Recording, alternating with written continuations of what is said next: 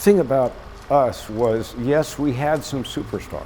We had a couple of them, but this was a team. Sid Freudenstein dropped out of the all-around competition in 1968 so that he had enough energy left to be part of a team.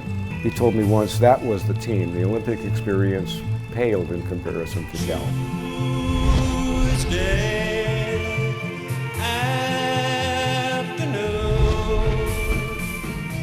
We won the team trophy in Arizona because we were a unified team. Our two major stars held out a couple individual events just because of that, wanting the team to succeed. Needless to say, we won 188.25 to 188.15 as a team score, which is like a tenth of a point is like a bent toe on a quiet move.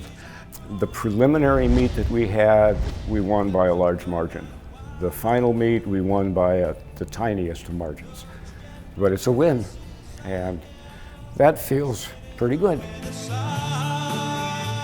That camaraderie in the 60s carried through. You know, even though CS gas was coming through the windows, you still went to practice because we all understood that there was that part of your life, and then there was this life you could center on in gymnastics.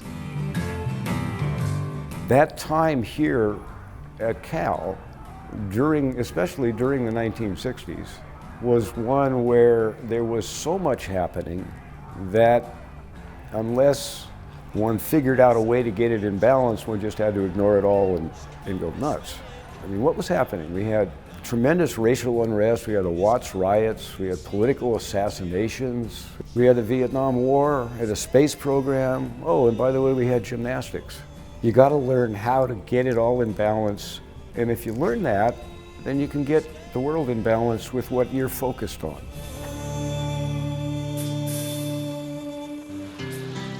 "50 years ago, Cal men's gymnastics team won its first national championship. That put Cal men's gymnastics on the map. Since then, this program has won 3 more championships. The influence that the 1968 team had on this program is foundational. It created a feeling and a belief that this program is capable of things like that and even more in producing Olympians and world champions. So it really set the foundation for what we look back and look at as the legacy of Cal men's gymnastics. Now, what I would tell those who are currently involved is don't forget to have a good time, because this is a time in your life when you can fly. I remember what it was like to fly, right? Go out there and do this. Don't forget to have fun. Be gracious toward your teammates, help them out, laugh together, crash together, but have a good time. The real value of the program is what you put into it.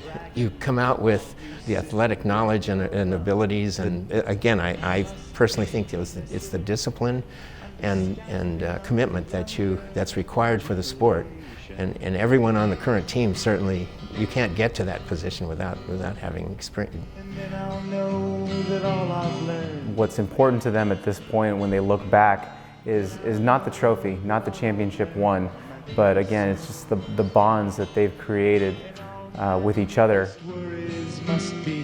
So what does it mean to get that group of people back together? Well, time disappears. We're here and now in 2018, but we get together and it's 1968 or 66, 50 years, gone. That's remarkable. That you can't live up to your dreams. No, it's not true because we're doing it. I love you. Goodbye. What else can I add? I guess go Bears.